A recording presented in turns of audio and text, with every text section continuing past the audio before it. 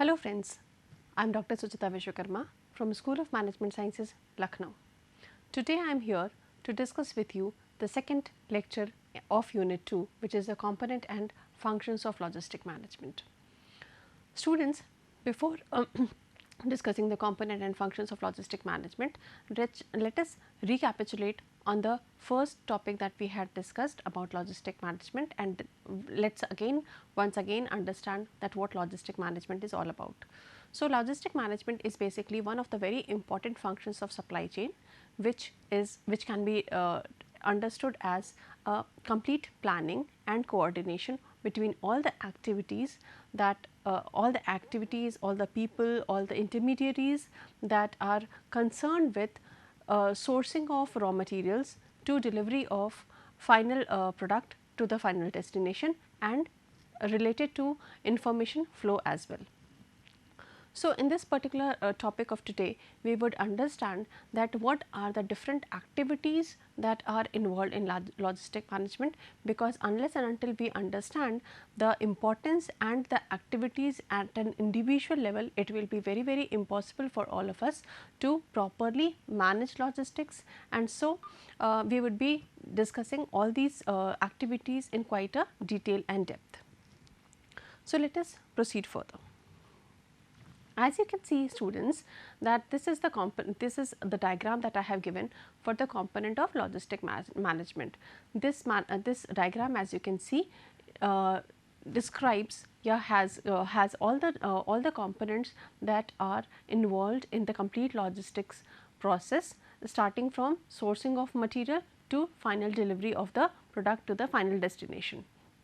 So, basically if we broadly categorize this logistic management process, we can divide it into three phases, which is input to logistics, then the management, input to logistics,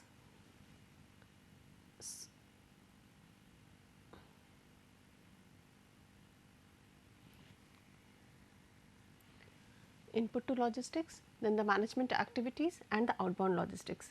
Input to logistics can also be understood as inbound logistics. The second, the management actions, can also be understood as the internal logistics, and the output of logistics can also be understood as the outbound logistics. Now, let us go in detail about each of the component individually. As you can see from this particular on this particular side, in the input of logistics, there are four things written, which is natural resources, human resources, financial resources and information resources. These can be considered as the input to logistic operations. Now, what do we mean by actually input? These are the things which will be used as a raw material, or is used in order to provide a complete support to the logistics process. So, natural resources, what do we mean by natural resources? Basically, as I said that logistics is a complete process of flow of material. So, natural resources does not mean only natural resources, but also means all kind of resources that may be required by a company for production of the final product. It may include the raw material, it may include the tools, the machineries, it may also include the fuel, the natural resources, any kind of thing that is required. So, a company is required to procure all kind of material that is required by a company to produce or convert the raw material into the finished good. And so, this natural resources, which is an input of this complete process, actually means complete planning and complete implementation of how much, what kind of, and what quality of material is required, and from where all these raw materials, all these fuel or whatever the things are, has to be sourced. So, it actually deals with complete material requirement planning. The next is human resources. Human resources are also one of the very important component of the input factor of logistics management, because obviously people are required to manage all these activities, and unless and until the people who are involved in this complete chain of supply chain and in complete chain of logistic management, if they do not understand the importance of each and every activity, or if they are not properly trained, they may mishandle the product, they may mishandle the kind of resources, which may lead to wastage or damage to the product and will ultimately depreciate the quality of the product. Then obviously financial resources is very important factor, as we all know that finance is one of the things which is actually can be considered as a backbone of any organization, any business entity. So, financial resources are very important because whenever we are procuring any kind of material from any supplier, obviously it has to be exchanged with the money, and good amount of financial resources will lead to procurement of good quality of raw material, which will ultimately shape into a better product. So, this is also very important. Now, coming to information resources. For any manager, it is very important, students, to understand that from where these resources will be procured. So, he needs to understand that what are the different sources. For example, if I am a company who is in Lucknow, I may not want to get all the resources required for my company from Lucknow only. I may get a better quality at a better rate from somewhere outside Lucknow also. So, we need to understand that what are the different sources, and for which a proper research is required by the company in order to collect that information, that what are the different quantities, what are the different qualities, and at what prices they can get the raw material. And obviously, if all these things, all these 4 components are properly utilized, then all these 4 components will lead to better quality of product. Now, once we have understood that the input materials are very required, similarly and equally important is the second phase, which is management action. Now, what is actually management action? Management action is the kind of activities which happens in an organization itself. That means, once I have procured all the kind of raw material, I have people, I have skilled people, and I have financial resources and information from which through which I have been able to procure good quality of raw material. Now, the second task is that how would I process all these material, where would I keep, where would I what is the assembly line, what is the kind of assembly line, what is the way that I would be treating or converting all these material into final or finished good. So, the second phase is equally or rather more important, and so let us have a look on it. Logistics management, as you can see, is related to raw material conversion into finished good. So, the various activities are listed over here. The logistic activities that are part of the internal logistics are customer services, demand forecasting, inventory management, logistic communication, material handling, order processing, parts and service support, plant and warehousing, procurement, packaging, reverse logistics, traffic and transportation, and warehousing and storage. Now, let us talk about all these components on an individual level. Now, what do we mean by customer service?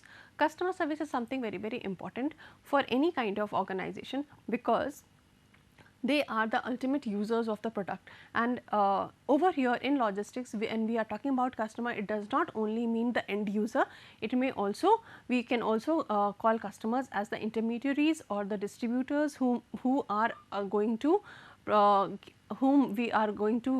give our products in order to finally send it or deliver it to the end term customers.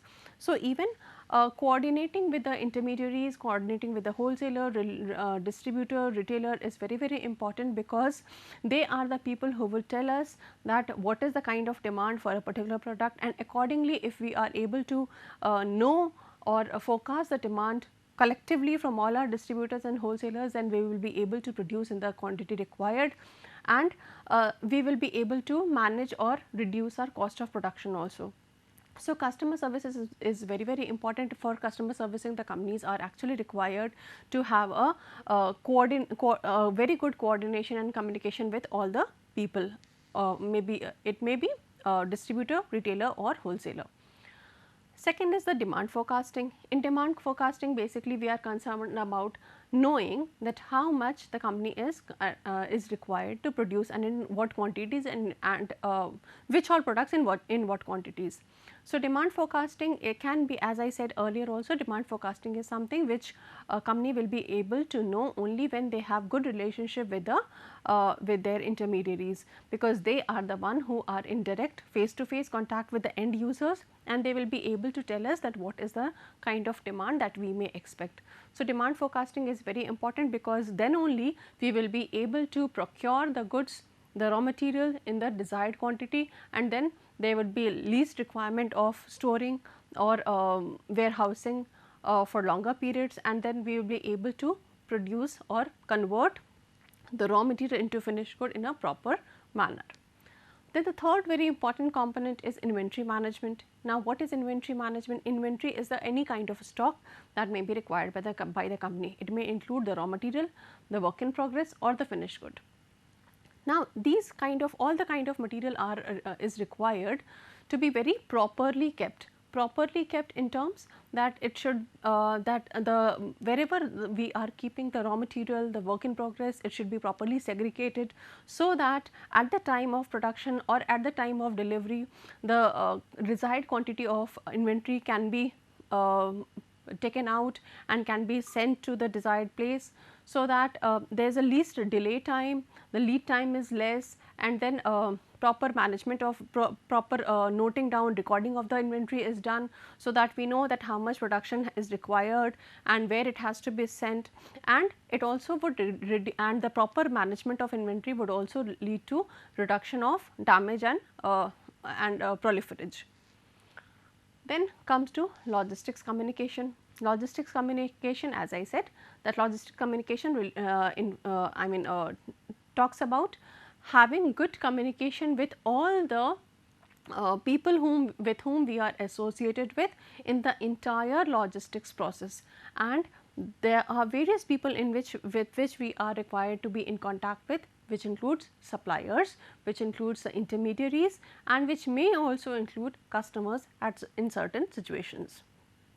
Then the material handling. Material handling refers to a process where we are trying to identify that what is the quantity of raw material required, what is the quality of raw material required, at what time or what frequency these should be ordered, and from which particular source we are required to get these materials, so that the production is not delayed, so that the process is completely efficient and smooth. Then coming to the order processing. Order processing basically means that whenever we are getting an order from the distributor or retailer, then we should be able to provide the distributor and retailer with the desired quantity of the product with the least delay time, because only when we will provide the retailer or the distributor with the correct quantity and the correct quality of the product, then only he will be able to sell it, which will if we have a proper buffer stock, then obviously they will be able to properly sell it, otherwise that will lead to loss to him as well as to us. Now, coming to the next aspect of logistic activities, which is service support. In the entire logistic activities, there are lot of supporting activities that are required in terms of proper security, proper IT support, so that we have a proper integrated and coordinated kind of logistic connect with all the people. Then comes the plant and warehouse selection. For any company, it is very important, as I said, to properly manage the inventory and to properly carry the inventory. What do we mean? What do I mean by carrying inventory? Carrying means holding of the inventory for certain period of time till the time it is either sent for the final selling process, or till the time it is finally sent to the assembly line for conversion into finished good. So, the companies are required to hold the inventory. Now, holding of inventory, for holding of the inventory, company is required to have a proper facilitated warehouse.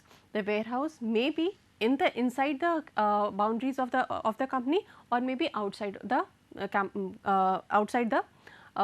organization. So, it is very important for the company to decide and to understand that what is the size of warehouse that they are required, whether they are required to own the warehouse, or they can have another maybe rented warehouse, and if they need a warehouse for the distribution purpose. Then what are the number of warehouses that they need, whether they are whether the distributors will collect it from the warehouse, the final product from the warehouse, or they will collect it from the factory or so, such kind of things. Now comes the procurement. Procurement is a process whereby the company tries to get the raw materials from their various suppliers. So, this process again is something which is very very important, because the company needs to understand that what are the sources, how much quantities, and and how to do it, in what quantities they need to procure. Then is packaging. Packaging plays a very important role, because nowadays packaging has also been considered as the 8th P of the marketing mix, and packaging plays an important role, because if the packaging is not done properly, then it may lead to various damages and ultimately loss to the company. Then is the reverse logistics. So, reverse logistics, as you can understand, that reverse logistics is just a process. In fact, logistics is a process from when we are basically talking about flow of material from the starting point to the destination, which is the end user, while reverse logistics refers to the flow of material from the customers to the sourcing point. Now, why is it required? It is required basically because there are certain because of the various regulations by government these days, like eco-friendly concept and all kind of things, whereby the government is forcing us to reduce, recycle and reuse and recycle and substitute the products. So, various kind of packaging products, or the boxes, or the empty boxes, or even the unused or unsold kind of products are sent back from the customer to the retailer, then retailer to the warehouse, to the wholesaler, and then back to the company. So, this is what is reverse logistics. That means movement of material from customer to the company. Then traffic and transportation. Transportation is very very important, because company needs to understand that how much amount of material has to be sent through what kind of transportation mode. There are various kind of transportation modes that can be used, but the benefits and the consequences of using the different kind of transportation modes are different. So, company needs to wisely choose from which particular transportation mode the company would be sending the material or procuring the material. And then the warehouse and the storage, which has already been discussed. So, these are the major activities which comes under internal logistics. Now, let us talk about the output of logistics or the outbound logistics.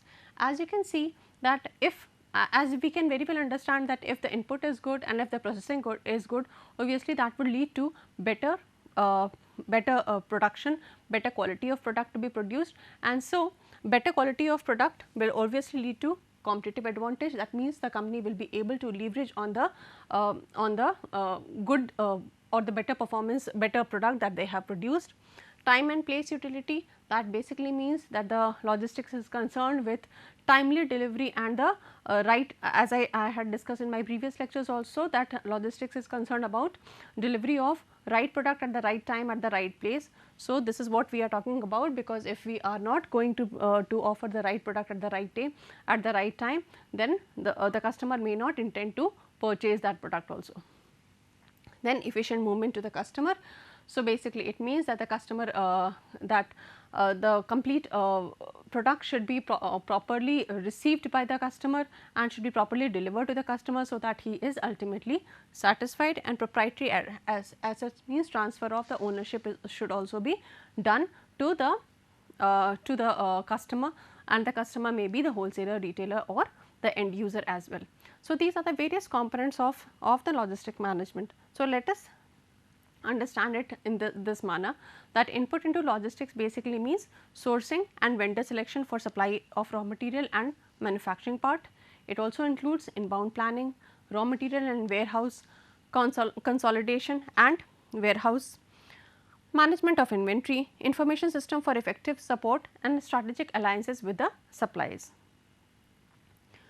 The internal logistics includes capacity planning operations, production planning, material requirement planning, shop floor control, management and in-process inventory, supporting material handling facilities and planning their deployment. So, basically if you see that all these activities has a lot of interrelated and integrated process, whereby the company is continuously required to do a lot of planning and implementation. And coming to the last component, which is the outbound logistics. So, outbound logistics is concerned with the flow of finished product from factory to warehouse to the customer through a distribution network, and this includes sales order processing, sales return processing, account realization, that means getting the money, regional warehouse, that means where do I need to have the warehouses, which would ease the distribution process, arrangement of transportation and information flow from customer to factory. So, these are the various components of logistic management. Now, the second thing that we need to also discuss in this particular lecture of ours is functions of logistic management. Logistic management plays very important role, and it has three major functions. First is the procurement function, the second is the production function, and the third is the physical distribution function. You can also correlate it with the previous components that we had discussed. That means procurement function is related to the internal inbound logistics, the production function is related to the internal logistics, while the physical distribution function is related to the outbound logistics. So, let us understand it one by one. Now, as you can see, the procurement function includes these 6 areas. So, procurement function is basically concerned with identification of from the source, that means from where a company needs to get the raw material, what are the different sources, in what particular quantities they need to source. So, it relates to proper material requirement planning. Then it also relates to the shipment, that means shipment from shipment of raw material from the supplier end to the manufacturer, that means to the producer, and proper shipment, proper timely shipment, the quantities of quantity in which they are the quantity the raw materials are shipped is also very, very important, because if they are getting the products shipped in a reasonable quantity, then there will be lesser requirement of warehousing at the producer's end, and which will ultimately reduce the cost of production. Then order placement, obviously the company needs to also understand that what is the lead time, how much is the delay time, how much is the time that is required by the supplier to process the particular order, and then how much time would they require, or what is the time that is required for transportation of product from point A to point B, and so order placement is very, very important. Then negotiation and supply contract, this is also very important, because the company needs to have a proper relationship with the suppliers, and if they are able to do so, they will have a long term healthy relationship and will able to improve the profit as well as quality of the product. Now, coming to the production function. Production function basically means production schedule, inventory management, storage, packaging and material handling. So, basically it actually refers to that how and what kind of quantity the company needs to produce, how they have to manage the inventory, where do they need to store, where, how and what kind of packaging they are required to do, because in order to reduce the damages, what is the quantity, what is the frequency that they need to order in order to reduce the cost of production, because these things are ultimately leading to increase of cost. So, the company needs to continuously monitor on the cost of production. This is something very, very important, students, which you shall always remember, that in that the complete supply chain or logistics management is basically the first prima facie role is to reduce the cost. So, this is a very important function. And the second, the third is the distribution function, the physical distribution function. So, physical distribution function basically means that when the company has finally converted the raw material into the finished good, then they are required to send it to the intermediaries, wholesaler, distributor for the final delivery of the product to the customer. So, over here what is important is protective packaging, transportation, warehousing for the purpose of ease of distribution, order processing, that means when the company is getting orders from the retailers, wholesalers, they should be able to identify and understand that what is the quantity required, and accordingly they should be able to support and service the customer. So, I hope these functions are very, very clear to you, and for further understanding, you may also refer to books by D.K. Agarwal and Paul A. Meyerson. So, thank you.